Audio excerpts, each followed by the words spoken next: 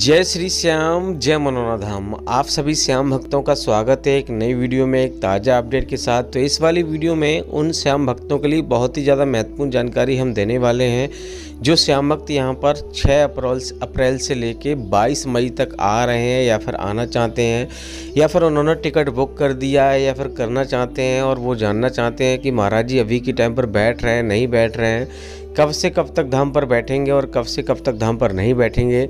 जैसा कि मैंने पिछली वीडियो में आपको बताया था कि महाराज जी अभी के टाइम पर यानी कि कुछ समय के बाद यहाँ पर बैठना बंद कर रहे हैं, तो महाराज जी कब से बैठेंगे, नहीं बैठेंगे, अपडेट आया है, नहीं आया है। और दोस्तों जो श्याम भक्त अभी के टाइम आ रहे हैं, क्योंकि दोस्तों आज है 5 अप्रैल, और दोस्तों जो श्याम भक्त 5 अप्रैल, 6 अप्रैल, 7 अप्रैल को आ रहे हैं, क्या उन्हें आना चाहिए, नहीं आना चाहिए, महाराज जी मिल पाएंगे, नहीं मिल पाएंगे, उन्हें दर्शन हो पाएंगे या नहीं हो पाएंगे।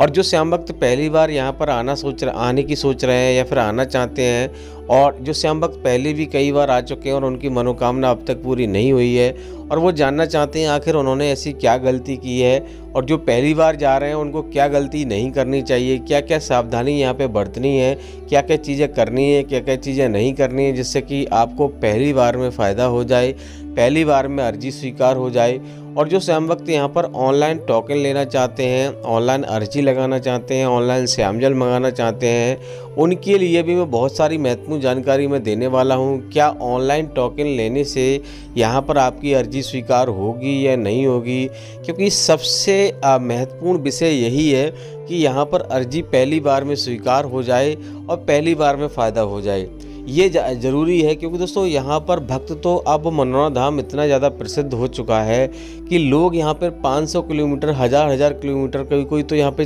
4-5 हज़ार किलोमीटर दूर से आते हैं। और यहाँ पर इतनी ज़्यादा प्रसिद्धि हो गई है कि एक एक दिन में लोग 5-5 लाख श्रद्धालु आ जाते हैं और इतनी लंबी लंबी कतारें लग जाती हैं, कभी कभी 14-14 घंटे, कभी कभी 15-15 घंटे लाइन में लगना पड़ जाता है। तो यहाँ पर ये तो तय हो गया है कि यहाँ पे चमत्कार होते हैं, और जो लोग पहली बार इस वीडियो को देख रहे हैं, इस चमत्कारी धाम के बारे में उन्होंने कहीं से सुना है और पहली बार वो जानना चाहते हैं कि यहाँ पर चमत्कार होते हैं या नहीं होते हैं, तो उनके लिए बता दूं यहाँ पर 100% चमत्कार होते हैं। 100% बड़ी से बड़ी समस्या, बड़ी से बड़ी बीमारी यहाँ पे दूर होती है। वीडियो में आगे बताऊंगा यहाँ पर कैसे ये चीज़ होती है, कैसे नहीं होती है, क्या क्या चीज़ें करनी होती है, क्या क्या चीज़ें नहीं करनी होती है। पहले तो उन श्याम भक्तों के लिए मैं बता दूं जो श्याम भक्त पहली बार यहाँ पर आने की सोच रहे हैं और किसी मरीज को लेके आना चाहते हैं। अगर आपका मरीज गंभीर है तो आपको क्या करना है, अगर आप अपने परिवार के साथ आ रहे हैं, बच्चे बुजुर्गों के साथ आ रहे हैं, तो दोस्तों यहाँ पर एक बात का विशेष ध्यान रखना है। कुछ नियम होते हैं जो आपको घर से ही शुरू करने होते हैं, घर से ही सावधानियाँ बरतनी शुरू होती हैं। अगर आपने घर से वो चीज़ें नहीं की तो आपको फ़ायदा यहाँ नहीं होगा, आपको आना व्यर्थ हो जाएगा।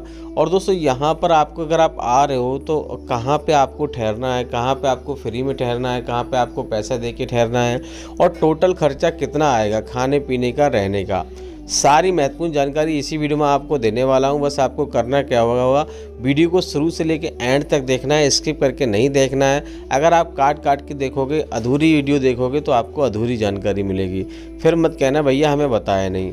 तो चलिए दोस्तों वीडियो को शुरू करते हैं। सबसे पहले जान लेते हैं आखिर ये चमत्कारी धाम पड़ता कहाँ पर है।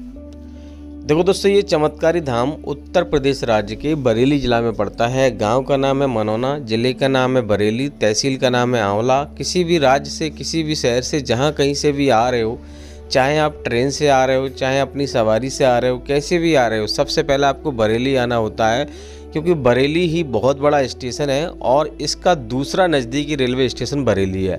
सबसे नज़दीकी रेलवे स्टेशन है आंवला, जो कि बिल्कुल 1.5-2 किलोमीटर की दूरी पे पड़ता है। लेकिन दोस्तों आंवला एक लोकल स्टेशन है जहां पर आपको हर जगह से ट्रेन आपको नहीं मिल पाएगी, इसलिए सबसे पहले आपको बरेली आना होता है।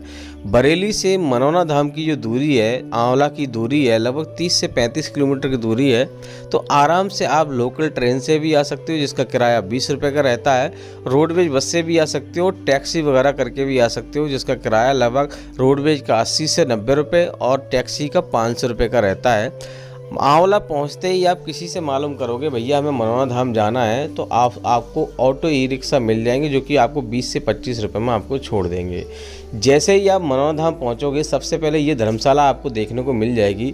इसी धर्मशाला में आप रुक सकते हो। अगर यहाँ पर रुकने की व्यवस्था आप देखना चाहते हो, इसमें 800 रुपये से लेकर 1800 रुपये का खर्चा आएगा। उसके बाद आगे बढ़ते हैं। यहाँ पर आपको जगह जगह बहुत सारी दुकानें आपको देखने को मिल जाएंगी। यहाँ कहीं से भी आप प्रसाद वगैरह खरीद सकते हो।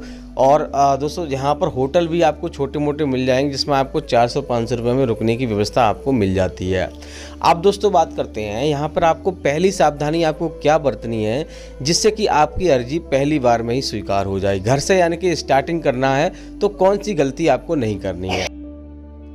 देखो दोस्तों, यहाँ पहुँचने से पहले यानी कि अपने घर से जब प्लानिंग कर रहे हो तो आपको विशेष ध्यान रखना है, अगर आपके परिवार में कोई भी मीट मछली खाता है, दारू पीता है, अगर आपका कुत्ता भी, अगर आप उसको भी मीट कुछ खिलाते हो, तो आपको बहुत सारी चीज़ें नहीं करनी है। आपको सारी चीज़ें छोड़नी पड़ेंगी लगभग 10-12 दिन पहले ही। और दोस्तों यहाँ आने से पहले एक प्लानिंग आपको और करनी है। अगर आप एक दिन में दर्शन करना चाहते हो तो यहाँ पर आपको सुबह में पहुँचना है। सुबह 4 बजे 5 बजे यानी कि यहाँ से लगभग 7 बजे तक अगर आप पहुँच जाओगे तो आपको एक दिन में दर्शन होने की संभावना बढ़ जाती है। तो इस बात का आपको विशेष ध्यान रखना है। अगर आपने ये चीज़ें नहीं की तो आपको पहले से ही यहाँ पर आपकी अर्जी अस्वीकार कर दी जाएगी, आपको कोई भी फ़ायदा नहीं होने वाला है। अब दोस्तों बात करते हैं यहाँ आने के बाद आपको क्या करना है। अगर आपका मरीज़ यहाँ पे सक्षम नहीं है आने में, तो एक काम आप कर सकते हो, यहाँ आने की आवश्यकता नहीं है, आपको ऑनलाइन टोकन लेने की ज़रूरत नहीं है, कुछ भी करने की ज़रूरत नहीं है। सिर्फ यहाँ पर आपको किसी स्वस्थ व्यक्ति को भेज देना है, उस व्यक्ति का फ़ोटो ले आना है जिस व्यक्ति को दिक्कत है, जिसको आप श्यामजल पिलाना चाहते हो। और यहाँ पर लाइन में लगकर और आराम से सुबह जल्दी पहुंचकर लाइन में लगकर, महाराज जी की लाइन में लगकर आपको महाराज जी के पास पहुंचना है। महाराज जी को जो भी समस्या है बारीकी से आपको बताना है, उस फोटो को आपको महाराज जी को आपको दिखाना है और श्यामजल पढ़वा के यहाँ पे घर पे लेके जाना है। तो आपको घर पे सेवन कराना है। सुबह 4:30 बजे से लेके 11:55 से पहले आपको श्यामजल का सेवन आपको कराना है, स्नान कर कर, पूजा पाठ कर कर। ये काम सभी को करना होता है, तो ये चीज़ आपको करनी है। अगर आपका मरीज़ ज़्यादा गंभीर है, चल नहीं सकता, आ नहीं सकता, तो आपको आने की आवश्यकता नहीं है, उस मरीज को लाने की आवश्यकता नहीं है। अब दोस्तों बात करते हैं यहाँ पर पहला काम आपको क्या करना होता है। अगर आप दोस्तों ऑनलाइन टोकन लेना चाहते हो तो मैं आपको सजेस्ट करूँगा कि यहाँ पर आपको ऑनलाइन टोकन बिल्कुल भी नहीं लेना है। हर एक वीडियो में आपको बताता हूँ ऑनलाइन अर्जी नहीं लगानी, ऑनलाइन श्यामजल नहीं मंगाना है, क्योंकि दोस्तों यहाँ पर ऑनलाइन में आपको पैसा भी खर्च होंगे और आपकी जो अर्जी स्वीकार करने की यानी कि यहाँ पर अर्जी आपकी अस्वीकार हो जाएगी। क्योंकि दोस्तों 80 से 90% यही चांस रहते हैं, क्योंकि महाराज जी स्वयं कई वीडियो में बता चुके हैं कि उनकी जो सिस्टर थी वो यहाँ पर आई और कई बार उन्होंने श्यामजल पिया, क्योंकि जब उनकी सिस्टर थी तो उन्हें कोई रोक टोक थी नहीं, तो उन्हें कोई भी फ़ायदा नहीं हुआ। जब वो लाइन में लग कर आई, 7-8 घंटे लाइन में लगी रहीं और जब उन्होंने श्यामजल पिया तो उनका पहली बार में ही यानी कि उन्हें फ़ायदा होना शुरू हो गया। तो ये चीज़ आपको ध्यान में रखनी है। पैसा आपको बिल्कुल भी खर्च नहीं करना है, ना ही कोई लालच देना है यहाँ पर कि इतने पैसे चढ़ा देंगे तो हमारी अर्जी स्वीकार करा दीजिए, ये फ़ायदा करा दीजिए। तो ऐसा आपको नहीं करना है, क्योंकि यहाँ पे कोई डॉक्टर इलाज नहीं होता, कोई कोर्ट कचहरी नहीं होती है, कोई पुलिस का कोई चक्कर नहीं होता जो कि आपको पैसा यानी कि पैसे की लालच में आपका यानी कि जल्दी काम हो जाएगा।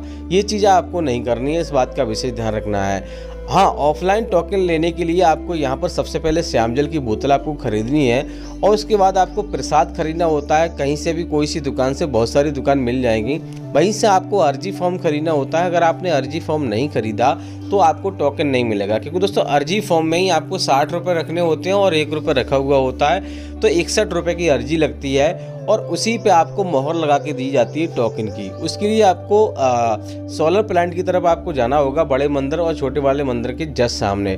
वहाँ पर टोकन की लाइन अलग लगती है, मंदिर की लाइन अलग लगती है और महाराज जी की लाइन अलग लगती है। तो आपको यहाँ पे पहले टोकन प्राप्त करना है, लेकिन दोस्तों टोकन हर किसी को नहीं मिलता। जो गंभीर होते हैं, चल नहीं सकते, विकलांग हो गए, उन्हीं लोगों को टोकन मिलता है। इस बात का आपको विशेष ध्यान रखना है।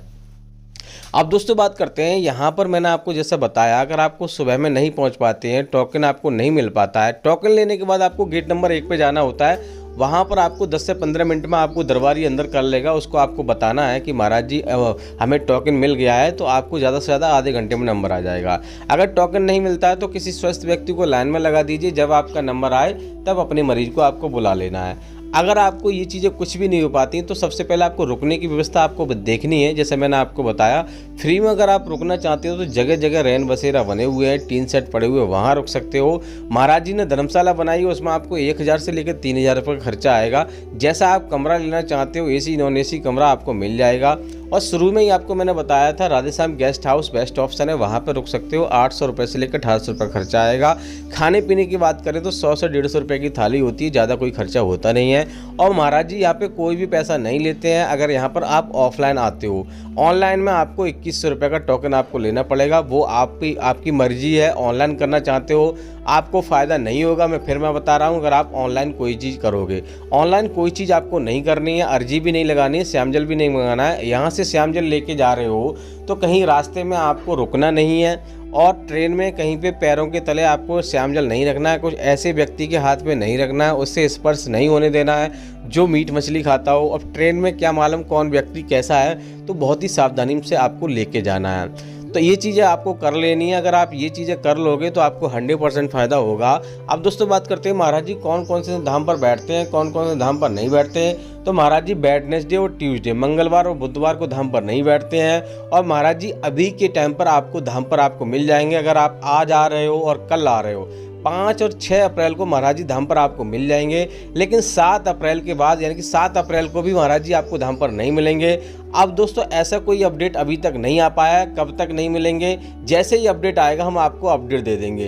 फिलहाल दोस्तों अगर आपको कुछ और जानना है तो आप हमें कमेंट कर सकते हो, उसके ऊपर हम वीडियो बना देंगे या फिर आपको जवाब दे देंगे। तो दोस्तों इसी मंगल कामना के साथ कि आपके जीवन में खुशियाँ बनी रहें, खाटू श्याम भगवान की कृपा हमेशा आप पे बनी रहे, इस वाली वीडियो को यहीं रोकेंगे। अगर आप हमारे चैनल पर नए तो चैनल को सब्सक्राइब करके रखिए, डेली हमारी वीडियो देखिए, क्योंकि दोस्तों जैसे ही अपडेट आएगा, ऐसा बोलते हैं कि हो सकता है कल अपडेट आ जाए, कल महाराज जी यहाँ पे अपडेट दे दें कि इतनी तारीख को वापस आएंगे। अभी यहाँ पर सिर्फ जाने का अपडेट आया है, तो आप डेली हमारी वीडियो को देखते रहिए। सुबह 9 बजे हमारी वीडियो आ जाती है, तो और चैनल पर नए चैनल को सब्सक्राइब कर लीजिए। तो चलिए दोस्तों मिलते हैं ऐसी किसी और वीडियो में, तब तक के लिए जय मनोना धाम, जय खाटू श्याम महाराज।